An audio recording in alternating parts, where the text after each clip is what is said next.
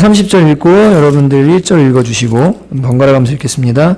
이튿날 천부장은 유대인들이 무슨 일로 그를 고발하는지 진상을 알고자 하여 그 결박을 풀고 명하여 제사장들과 온 공회를 모으고 바울을 데리고 내려가서 그들 앞에 세우니라.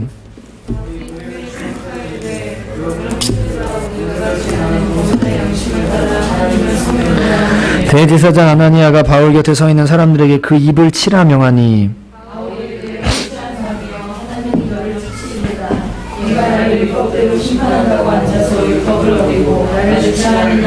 곁에 선 사람들이 말하되 하나님의 대제사장을 내가 욕하느냐.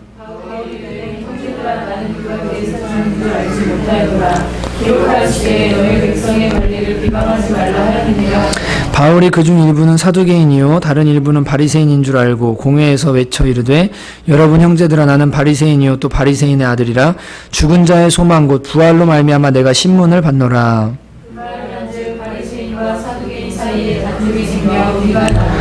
이는 사두개인은 부활도 없고 천사도 없고 영도 없다 하고 바리새인은 다 있다 함이라.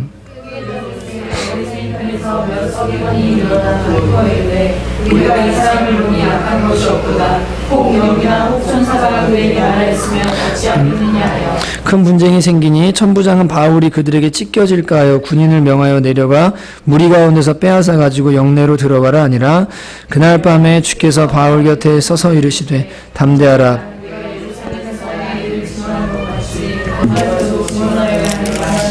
아멘.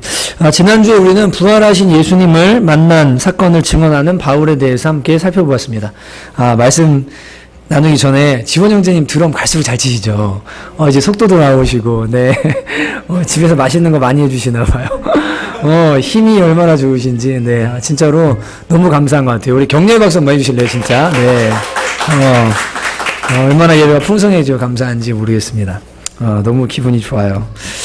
지난주에 이제 바울이 부활하신 예수님을 만난 사건을 증언하는 내용을 우리가 살펴보았습니다. 결과 사람들은 미쳤다, 없애야 된다, 난리가 나서 천부장이 채찍질을 하려고 하다가 이제 로마 시민인 줄 알고 그 바울을 결박한 것을 두려워하여서 이제 그를 영내로 데려 들어간 다음에 이제 오늘 말씀에 나오는 것처럼 이튿날, 다음날 천부장이 유대인들이 왜 이 바울을 이렇게 고발하고 때리고 죽이려고 했는지를 알려고 그 진상을 알고자 사내들인 공의회와 그 다음에 대제사장과 제사장들을 다 불러 모아서 이제 무슨 일로 이러느냐라고 이제 신문을 하는 내용이 오늘 나오게 되는 겁니다. 30절에 보면 이튿날 천부장은 유대인들이 무슨 일로 그를 고발하는지 진상을 알고자 하여 그 결박을 풀고 명하여 제사장들과 온 공회를 모으고 바울을 데리고 내려가서 그들 앞에 세웠다라고 말씀하고 있습니다. 여러분 아시다시피 여기 나오는 공회는 우리나라의 국회의원들의 모임과 같은 국회와 같은 유대의 70명의 지도자들이 모여있는 사내들인 공의회입니다. 그리고 대제사장이 이제 여기 의장이 되고요, 대부분. 그 다음 제사장들도 막 올 거 아니에요? 그러니까 여러분 그냥 입장 바꿔서 이렇게 상상해보면 우리가 국회에 가서 이렇게 증언하고 있다라고 생각을 해보시면 되는 거예요. 혼자 신문 받으러 혼자 가서 국회에서 마치 서 있는 것처럼 바울이 지금 그런 상황 가운데서 자신을 변명하는 내용을 우리가 보게 됩니다. 그래서 23장 1절에 가면 바울이 그래서 첫 번째로 소리가 너무 커서 바울이 첫 번째로 말하고 있는 내용이 뭐냐면 여러분 형제들아 나는 오늘까지 범사의 양심을 따라서 하나님을 섬겼다라고 이렇게 말하고 있는 것을 보게 됩니다. 이 말을 듣고 대제사장 아나니아가 바울의 입을 치라라고 이렇게 명을 하게 되고요. 바울이 뭐라고 하냐면 네가 지금 율법대로 나를 심판하려고 하는데 어떻게 율법을 어길 수가 있냐라고 지금 변호하는 모습을 보게 됩니다. 왜냐하면 두세 증인의 증언이 있어야만 판결을 내리고 매를 때리고 할 수 있는데 이 아나니아라는 대제사장이 그냥 바울이 한마디 딱 했더니 어떻게 하냐면 자기 마음에 안 든다고 그 입을 쳐라라고 지금 하니까 바울이 볼 때 율법을 지금 준행하지 않는 거예요. 그래서 바울의 성격 아시죠? 베드로가 잘못해도 그냥 막 지적해버리잖아요. 그래갖고 대놓고 네가 지금 심판자로 앉아서 율법을 안 지키냐라고 질책을 하게 됩니다. 근데 이 아나니아라는 사람이 헤롯 안티파스가 세운 대제사장인데 48년부터 59년까지 재직을 했고 친로마 정책을 펴다가 결국 셀롯 땅 그 시몬 있잖아요. 예수님 제자들 중에서도 있는데 이 독립운동하는 사람들입니다. 이 사람들에게 암살을 당해서 죽게 돼요. 그 요세푸스 기록에 의하면 성격이 이 아나니아가 상당히 난폭하고 사람을 잘 때리고 재물을 많이 탈취한 그런 대제사장으로 기록이 되어 있습니다. 종교적인 지도자라 할지라도 정치적으로 변질되면 이렇게 정치와 결탁하게 되면 부패하게 되고 본성까지도 이 양심까지도 팔아버리게 되는 것을 우리가 보게 됩니다. 그래서 이 바울이 바로 이 아나니아의 말에 대응해서 왜 율법을 따르지 않고 네 마음대로 치라고 하느냐라고 대적을 하자 옆에 있던 사람이 대제사장에게 너가 지금 모욕을 하느냐라고 이렇게 이야기를 하고 바울은 출애굽기 22장 28절의 말씀을 인용해서 윗사람들을 공경하라고 했는데 내가 지금 그것을 안 지켰다. 미안하다. 나 몰랐다라고 이제 변명을 하는 내용이 오늘 이제 나오고 있는 겁니다. 먼저 우리가 여기서 살펴볼 것은 이제 그 바울의 첫 마디에 나오는 바울의 증언. 이것이 우리에게 상당히 큰 도전을 주게 됩니다. 바울이 말하기를 범사의 양심을 따라 하나님을 섬겨왔다라고 이렇게 고백을 하고 있습니다. 범사라는 건 뭐죠? 모든 일에 그죠? 매사에 양심을 따라서 하나님을 섬겨왔는데 부끄러움 없이 자신이 지금까지 살아왔고 그렇게 하나님을 섬겼다라고 이렇게 말하고 있는 겁니다. 이 양심이라는 말은 슈네이 데시스라는 말인데 데시스, 태제라고 그러잖아요.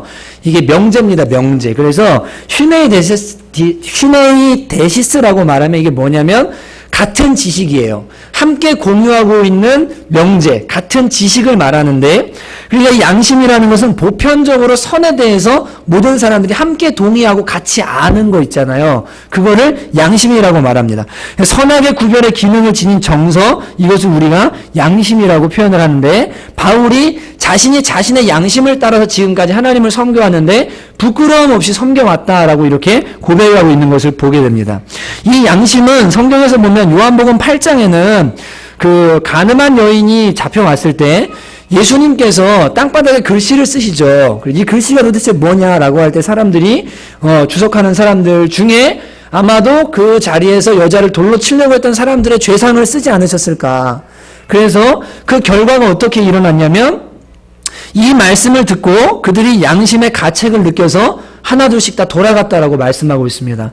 양심이 하는 기능이 뭐냐면 죄를 책망하게 해줘요.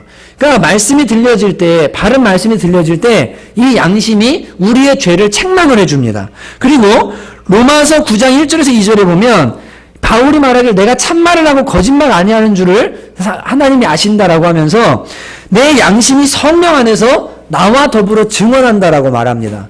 그러니까 내 안에 성령님도 계시고요. 나도 존재하니까 내 양심도 있는데 이 양심이 성령 안에서 나와 더불어서 뭐 하냐면 증언해주고 있다라고 말하는, 그래서 이 성령과 함께 우리의 바름을 그리고 옳지 못함을 증언해주는 일을 뭐가 하냐면 양심이 하는 겁니다. 베드로전서 3장 21절은 물은 예수 그리스도께서 부활하심으로 말미암아 이제 너희를 구원하는 편이고 세례라. 이 세례는 뭐냐면 육체의 더러운 것을 당장 제해버리는 게 아니라 하나님을 향한 선한 양심의 간구다라고 말합니다. 그러니까 예수를 믿기로 결정하고 세례를 받는다는 것은 뭐냐면 이제 내가 주님 안에서 새로운 양심, 선한 양심을 따라서 살겠다는 간구가 바로 뭐냐면 세례라는 거예요. 이 양심이 하는 기능인 거예요. 그래서 세례를 받을 때 예수 믿는 사람은 나는 양심을 따라 선한 양심을 따라 살겠습니다라고 결단하는 것, 그것이 거듭남이고 세례다라고 이렇게 말하고 있는 것입니다. 로마서 2장에서는 이 양심은 이방인의 심판의 근거가 된다라고 말씀하고 있습니다.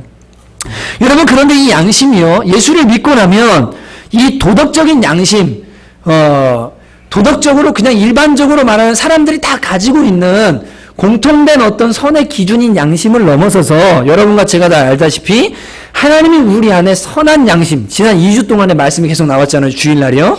그 다음 깨끗한 양심, 그리고 청결한 마음, 그죠? 이런 것들을 뭐 하냐면 하나님께서 우리 안에 회복을 시켜주시거든요.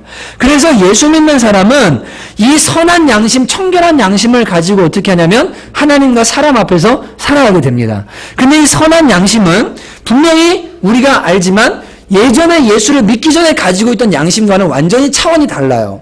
그래서 이 마태복음 5장 7장에 나오는 산상수훈의 교훈처럼 그전에는 내가 겉으로 죄를 지으면 이게 죄라고 생각했지만 이제 이 양심이 점점 우리 안에 선한 양심이 살아나면서 마음으로 생각한 것도 죄가 되어지기 시작하고 마음의 동기, 숨은 깊은 생각들까지도 살피기 시작하는 게 이제 예수 믿고 살아난 양심이 해주는 우리 안의 기능인 것입니다. 그런데 성경에서 보면 여러 가지 못된 양심들이 많이 나옵니다. 고린도전서 8장 7절에 보면 약한 양심이라고 나오는데 우상의 제물을 알고 먹음으로 인해서 양심이 약해진 사람들 그리고 더러워진 사람들에 대해서 이야기합니다. 죄인 줄 알면서도 그것을 그냥 했어요. 그래서 양심이 어떻게 되냐면 점점 약해지기 시작하는 사람들이 있다라고 말하고 있습니다. 디모데전서 4장 2절에 가면 화인 맞은 양심이 있습니다. 자기 양심이 화인 맞아서 외식함으로 거짓말하는 사람들의 양심을 뭐라고 하냐면 화인 맞은 양심이라고 말합니다. 여러분 화인은 뭡니까? 불도장이거든요. 그래서 이 양심이 죄로 완전히 그냥 다 물들어가지고 더 이상 이 양심이 기능을 못하는 거예요. 예수를 믿고 있는데도. 그래서 이제는 남은 건 뭐냐면 종교적인 외식만 남아있는 겁니다. 그래서 거짓말하는 거예요. 그냥 삶 자체가 거짓말이에요. 이런 사람들은요. 겉으로는 종교생활 잘하고 앞에서 설교하고 찬양하고 교회 나서 예배드리고 거룩해 보이지만 속에는 양심이 화인을 맞아서 뒤에 가서 무슨 일을 하지 모르는 정말 겉과 속이 다른 가면을 쓰고 있는 외식하는 양심, 이걸 화인 맞은 양심이라고 말하고 있습니다. 디도서 1장 15절에는 더러운 양심에 대해서 말합니다.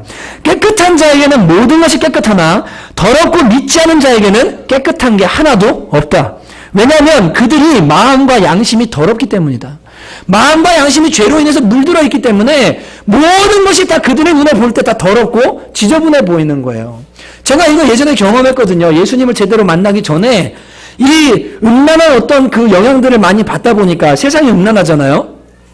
어떤 표현을 듣기만 해도요, 그 사람은 전혀 그런 의도로 표현한 게 아니에요. 근데 내 안에 음란이 있으니까 그 표현을 음란으로 받아들이는 겁니다.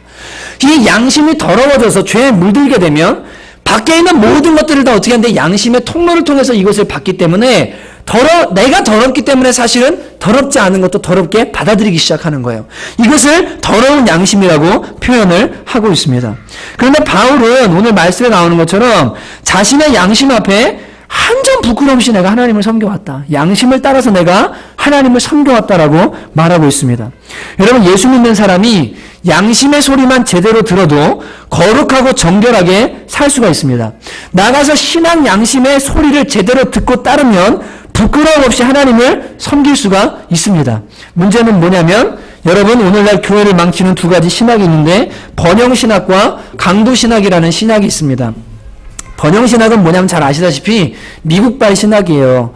그 조엘 오스틴을 필두로 하는 리고렌 목사님 뭐 다 필두로 하는 예수 믿고 믿음이 우상인 하나님이 아니라 믿음으로 무언가를 해서 이 땅에서 뭔가 많이 취하고자 하는 하나님이 우상이 아니라 믿음이 우상인 신학. 이 땅에서 성공하고 무조건 믿음으로 잘 돼야 되는 이 본말이 전도된 이 번영신학. 이게 우리 양심을 마비시킵니다. 그래서 예수를 믿고 나면 어떻게 하냐면요.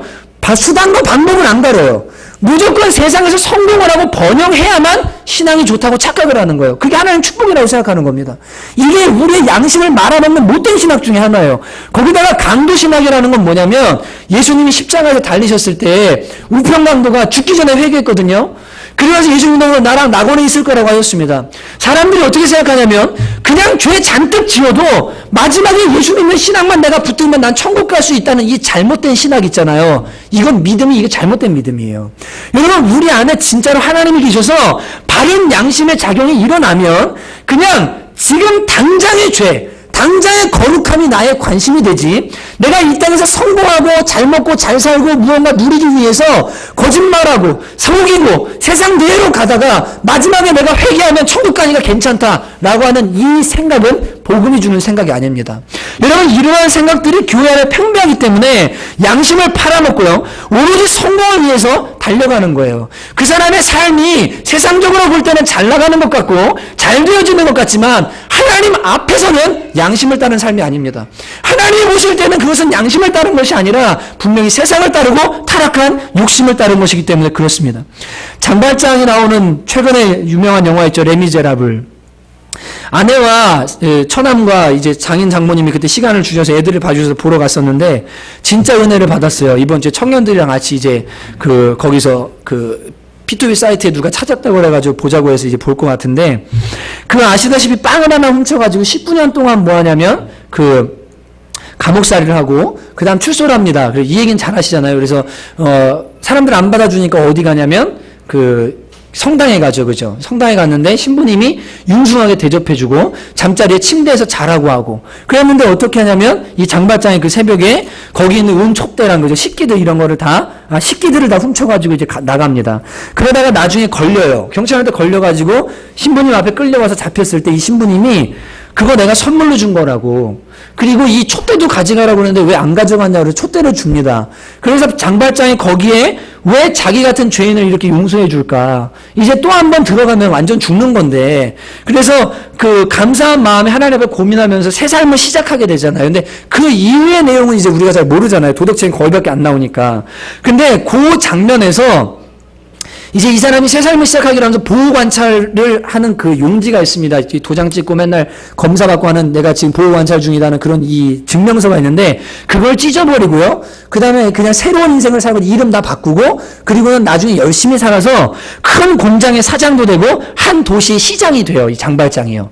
근데 그때 자기가 빵 훔쳐가지고 그 감옥에 있을 때 자기를 이렇게 통제했던 간수인 베자르라는 그 사람이 그 지역 자기가 시장을 있는 시의 경찰 담당관으로 치안 담당관으로 오게 됩니다.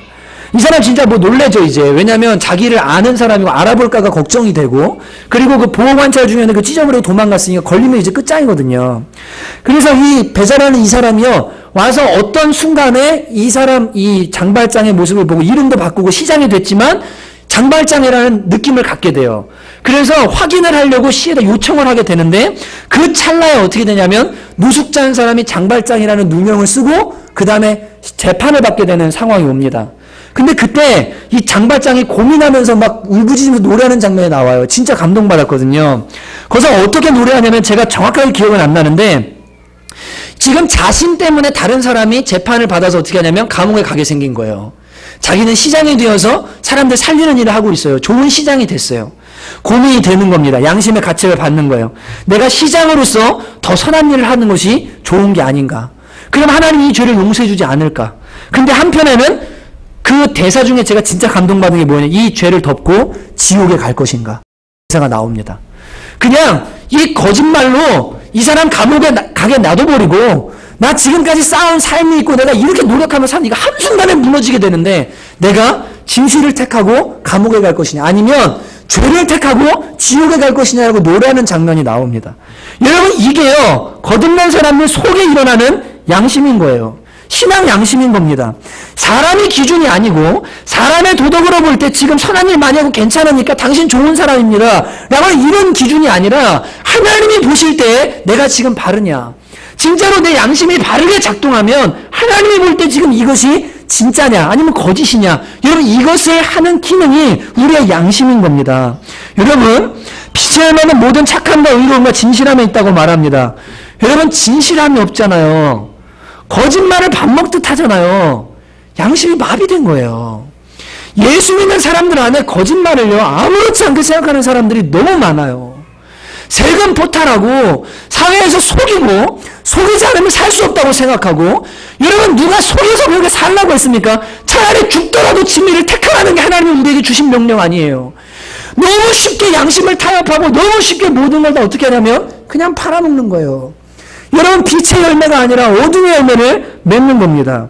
여러분 우리의 기준은 코랑데오 늘 노래합니다. 하나님이 지금 나를 뭐 하시냐면 보고 계시고 내가 하나님의 면전 앞에 있다. 그리고 내가 그 하나님 앞에서 내 양심에 부끄러움 없이 어떻게 하냐면 살겠다는 결단이 복음을 받아들인 사람들 속에 일어나는 결단인 것입니다. 여러분 이것은 진짜 이 성령의 조명 가운데요 선한 양심 앞에 부끄러움 없는 삶을 사는 거 이게 쉽지 않습니다. 오늘 이제 저희 아이 우리 성지 어린이집에서 발표회 했잖아요. 예. 근데 저라고 안 가고 싶겠어요. 네. 근데 제 목회 양심에요. 그 자리를 갈 수가 없는 거예요. 성도들 중에 직장 생활하고 그래서 아빠들 중에 못 가는 아빠들 있잖아요. 목사님은 담임 목회자니까 마음껏 시간을 낼 수 있으니까 그거 뭐 갔다 오면 어떻습니까? 라고 말할지 모르겠지만 저는 제 목회 양심상 성도들도 가고 싶고 자기 딸이 재롱 부리는 거 보고 싶은데 근무 시간 걸려가지고 못 가고 휴가 못 내서 못 가고 이러는 성도들이 있는데 멀리 지방 가서 인테리어 하고 있고 추운데 일하고 있는 성도들이 있는데 내가 내 딸 보려고 가는 그게 이 목회 양심상이요. 발걸음이 안 떨어지는 거예요. 여기서 하루 종일 공부하고 책 보고 알자방 끝난 다음에 주일 설교 준비하면서 마음은요. 딸 잘하고 있나? 지금 열심히 하고 있나? 저 관심이 안 가겠어요. 당연히 가죠. 보고 싶고. 평소에 목회한다고 그 애한테 뭐 돈으로 많이 뭘 해주는 것도 아니고. 근데 제 목회 양심상 발걸음이 안 떨어져서 아내한테 미안하다고 못 가겠다고. 혹시 도현 형제 오냐고. 그 지방에서 인테리어하고 돌아다니잖아요. 솔립자매 남편. 바빠요. 재호 형제 오냐고. 내가 내 양심상 이게 도저히 내가 거기를 못 가겠다. 목회하고 내가 무슨 세상 오너도 아니고 담임 목회자라 내 마음대로 시간을 쓸 수 있는 자유가 있지만 그 자유조차 제한하는 것이 그게 저의 양심인 거예요. 여러분 신앙 양심을 따라 산다는 것은요. 세상 기준 정도로 산다는 게 아니라 성령님이 그리고 하나님이 나에게 주시는 그 양심이 있습니다. 신앙 양심. 이거 따라서 사는 거예요. 그럼 여러분 예수 믿는 사람들이요. 세상 사람들과 도덕의 기준이 똑같잖아요. 그러면 영향을 못 끼칩니다. 이 사람들보다 더 깨끗하고 더 청결한 양심으로 살아야만 영향력을 끼치게 되는 거예요. 여러분 바울이 내가 오늘까지 양심을 따라서 부끄럼 없이 섬겼다. 이렇게 할 때 이것은 그냥 너네나 나나 비슷하게 내가 이 정도로 살아왔어. 니네가 나 고소할 거 없어. 이 정도의 얘기가 아니고 나는 하나님 앞에 부끄럼 없이 살아왔다. 라는 고백인 겁니다. 여러분 우리도 사람들 앞에서나 마지막 날에 여러분 우리가 온전할 수는 없을 것입니다. 그러나 적어도 마음 한편에 내 양심에 손을 얹고 하나님 앞에서 주님 제가 부끄럽지 않게 살려고 최선의 노력을 다했습니다. 여러분 이렇게 고백할 수 있는 저와 여러분 되시기를 주님의 이름으로 축복합니다. 여러분 이 양심이요 회복돼야 돼요. 예수 믿는 사람들의 양심이 회복돼야 됩니다. 바울이 그렇게 고백을 합니다. 그리고 이 대제사장과 대화를 나누다 보니까 이제 이 재판장에 쓴 거잖아요. 바울이 가만 보니까요. 한쪽은 사두개인이고 한쪽은 바리새인이에요.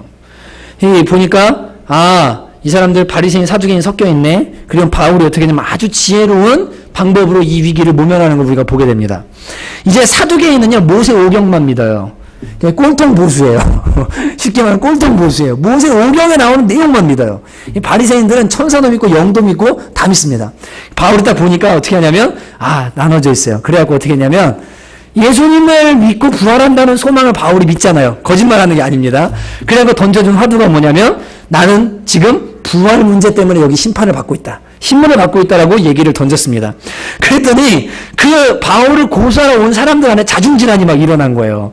바리새인들은 야 바울이 맞는 것 같다. 저 사람 죄 없어. 저 사람 있잖아. 아마 천사나 영이 말해줬으면 어떡해. 제가 맞을지도 몰라. 그리고 바리새인들이 바울 편을 들기 시작을 하는 겁니다. 사두개인들은 어떻게 해요? 천사와 영을 안 믿어요. 부활 안 믿어요. 그러니까 막 서로 막 싸움이 일어나서 서로 바울을 막 이쪽으로 저쪽으로 땡기면서 찢어질 것 같은 그런 이제 고소사건이 이제 일단락 그렇게 마무리가 되는 것을 우리가 보게 됩니다. 여러분 이 바울이요 적을 잘 알았어요. 그죠? 지금 자기를 대적하고 있는 대상들이 어떤 사람들인지를 잘 알았습니다. 그래서 이 바울이 아주 뱀처럼 지혜로운 그 기지로 지금 이 쓸데없는 곳에서 시간 낭비를 하지 않고 그 위기를 모면하고 있는 모습을 우리가 보게 됩니다. 예수님도 그러셨죠. 와서 그 세금을 내야 됩니까? 가이사에게 로마에게 세금을 내야 됩니까? 라고 물으니까 내라 그러면 유대 민족주의자들한테 유대인들한테 이제 문제가 생기고 내지 말라 그러면 로마의 반역죄가 되고 그래서 예수님이 어떻게 하셨어요? 동전 가져와 봐라. 그랬더니 동전을 보여줬을 때 거기 누구의 형상이 새겨있냐? 가이사입니다. 누구의 이름 새겨있냐? 가이사 이름 새겨있습니다. 가이사의 것은 가이사에게 하나님의 것은 하나님께 드려라. 얼마나 멋있어요. 그죠? 예. 이 주님께서 이렇게 지혜롭게 어떻게 하셨냐면 그들의 공격을 이렇게 받아 넘기시는 걸 우리가 이제 보게 됩니다. 여러분 근데 더 안타까운 건 뭐냐면요. 이 바리새인과 사두개인들이에요. 이 사람들은 지금 누구를 신문하러 온 거예요? 바울. 공동의 적이 누굽니까? 이 사람들이 이제는 바울이에요. PR을 딱 식별하면 지금 자신들은 힘을 합쳐서 지금 그 당시 이단이라고 말하는 이단을 전하는 바울을 신문해야 되는 게 맞는데 나중에 어떻게 하냐면 서로 싸우기 시작하는 겁니다. 서로 싸우는 거예요. 그럼 여러분 이게 왜 그러냐면 바리새인과 사두개인들이요 도그마에 사로잡혔기 때문에 그래요. 자기들이 가진 그 도그마 있잖아요. 자기들의 생각이 옳다라고 하는 절대 포기할 수 없는 그 생각 있죠. 여러분 이 생각을 딱 가지게 되면 진리나 본질, 핵심에 따라서 움직이는 게 아니라 그 도그마에 딱 걸림이 오면요, 그 다음부터는 무조건 적입니다. 이게 무서운 거예요. 이게 예수 믿는 사람들은 이게 깨져야 됩니다. 그래서 하나님을 따라서, 양심을 따라서 하나님이 말씀하시는 것만 따라가는 건데, 도그마를 딱 가지고 있으면 자기 안에 다른 건 다 괜찮다가 어느 순간 자기가 가진 그 도그마에 딱 부딪힘이 오면 그때 이걸 반대하는 사람 다 적이 돼버리는 거예요. 지금 바리새인 입장에서는 바울이 적이었는데 갑자기 사두개인이 적이 됐어요. 사두개인은 바리새인이 적이었다가 바울이 적이었다가 바리새인이 적이 된 거예요. 여러분, 그래서 도그마를 가진 사람들의 특징이 뭐냐면요, 적이 맨날 바뀌어요. 적이 바뀌어요. 그래서 시간이 지나면 그때는 이게 맞다고 하던 사람이 이번엔 이게 맞대요. 도리어 자기가 진리를 갖고 있고 도그마를 가지고 있다는 거 하는 사람들이요, 도리어 이 사람들이 기준이 잘못되는 거 우리가 이제 많이 발견을 하게 됩니다. 저는 오늘 그 인터넷 기사 보다가 천주교 정의구현 사제회인가요? 거기에서 나온 그 기사를 봤는데 진짜 좀 안타까웠어요. 왜냐면 유명한 신부님이에요. 이름 대면 압니다. 근데 그분이 그 민주화가 복음의 핵심이라고 착각을 하고 있더라고요. 여러분, 복음의 핵심이 민주화입니까? 사회운동이 복음의 핵심인가요? 죄로부터의 구원이 복음의 핵심이잖아요. 여러분, 이 땅에는 유토피아 안 일어납니다. 어떤 정치인이 일어나도요, 모든 사람을 만족시킬 수 있는 정치할 수 있는 사람 세상에 없어요. 왜냐하면 죄로 물들어 있기 때문에 이 땅은 천국 안 됩니다. 그런데 여러분, 그 민주화가 복음의 핵심이 아닌데요, 이 사람이요, 기득권, 기존 세력에 대해서 무조건 반대해요. 그 기사 내용 보면요, 말도 안 되는 내용 가지고 제가 볼 때 막 반대해요. 근데 그걸 자기는 진리라고 하고 성경을 끌어다가 어떻게 하냐면 성경을 붙여서 거기다가 막 이렇게 써놨어요. 근데 여러분, 그런 사람이 한두 사람이 아니에요. 여러분, 이게 왜 그러냐면 성경을 성경 진리대로 보는 게 아니라요, 진리를 따르는 게 아니라 자기가 가진 도그마, 신학, 이걸로 성경을 보기 때문에 그래요. 지금 본말이 어떻게 되냐면 바뀐 겁니다. 바뀐 거, 이게 문제입니다. 이번 주에도 우리 그 종말론에 대해서 주의를 하겠지만, 종말론을 공부하다 보면 무천년이 맞냐, 전천년이 맞냐, 환란전 휴거가 맞냐, 환란 휴거가 맞냐, 뭐 논란이 엄청나게 많습니다. 근데 그런 신학 다 우선 내려놓고요, 바른 것을 찾기 위해서 가만히 들여다보잖아요. 진리만 들여다보면 보여요.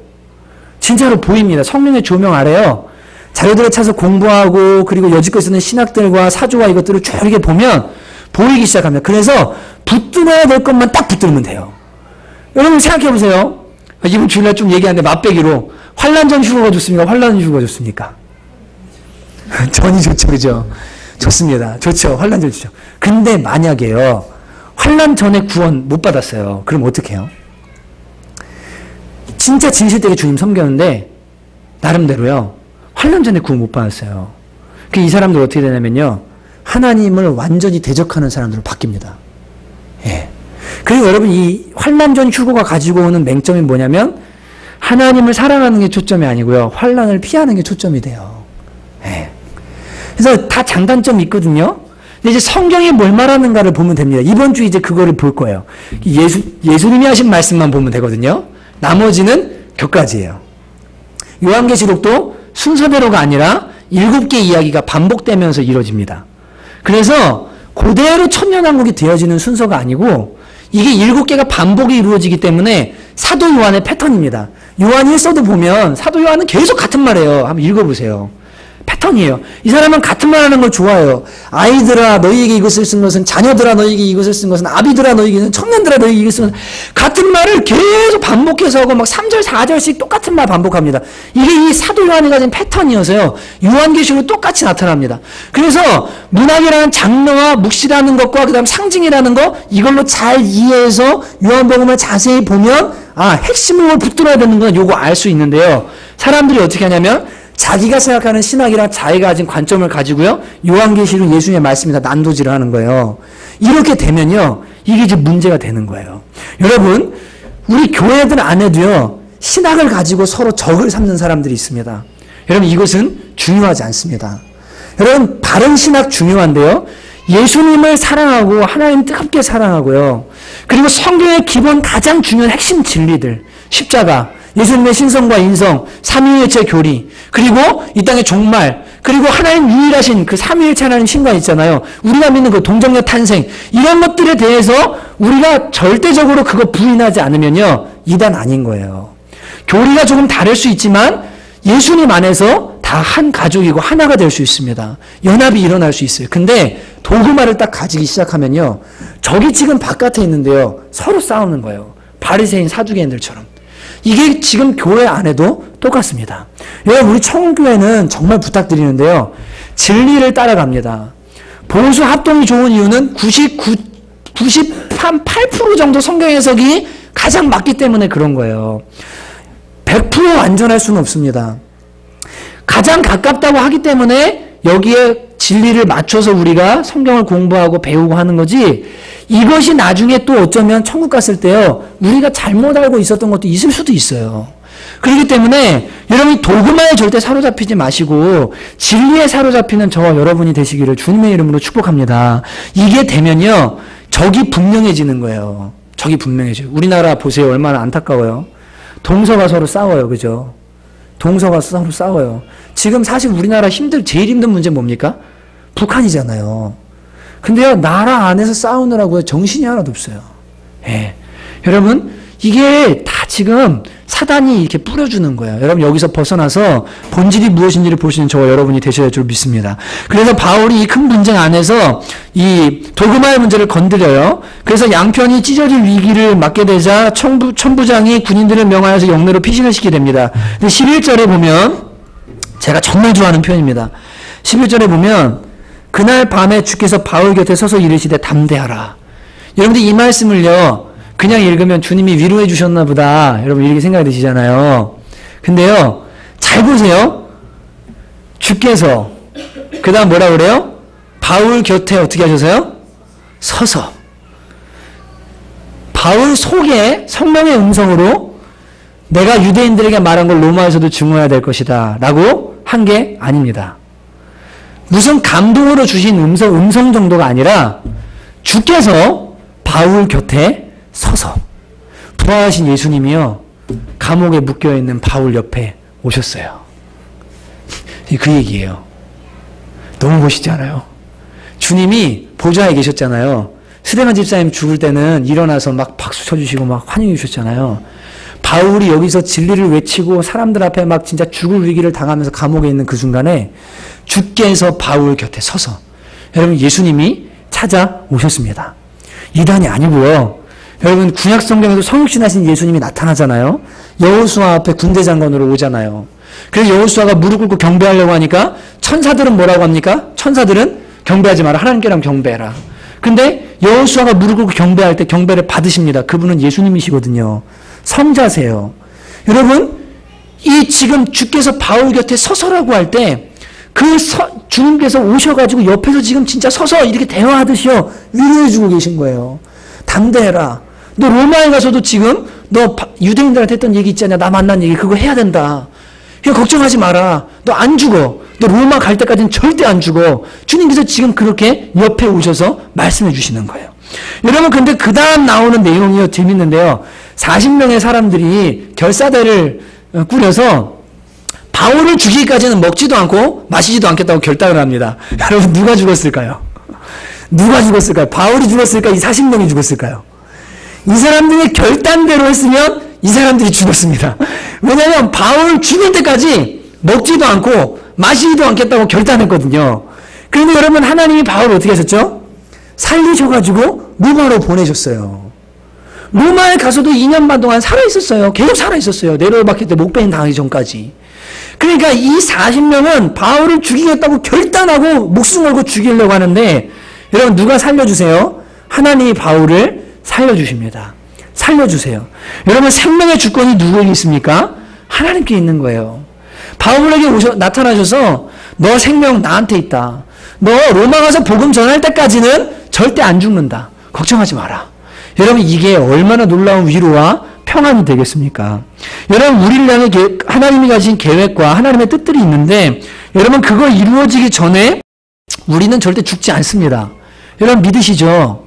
예, 믿으셔야 돼요. 그래서 걱정하지 마시고요. 살면서 막 그런 두려움 있잖아요. 뭐 건강의 두려움, 또 뭐 사고의 두려움, 이렇게 죽으면 어떻게 하나, 저렇게 죽으면 어떻게 하나, 이런 걱정 전혀 하지 마세요. 하나님이 나를 필요할 때까지, 주님이 쓰실 때까지 살려두실 것이다. 사단이 아무리 우리를 공격하고 사람들이 우리를 죽이려고 해도 주님이 살려두려고 하면 생명의 주권이 주님께 있기 때문에 우리가 살게 되는 줄로 믿습니다. 종말 때도 마찬가지예요. 너무 막 이렇게 그 신경 과민 반응 있잖아요. 예, 이번 주 말씀드렸지만 그 무감각한 것도 문제지만 신경 과민도 문제예요. 그래서 막 나 막 이렇게 죽으면 어떻게 막 나 막 이거 막 손에 막 이거 받고 막 이거 막 눈 뒤집고 막 이렇게 막 살감 막 이렇게 하면 어떻게 하지 막 와 큰일 났다 여러분 그런 필요 없어요. 하나님이 나를 살려두시려면 살려두시고 또 주님이 살게 하실 때까지 살다가 죽으면 우리는 어디 갑니까? 천국 가는 거예요. 그러니까 걱정하실 필요 없는 겁니다.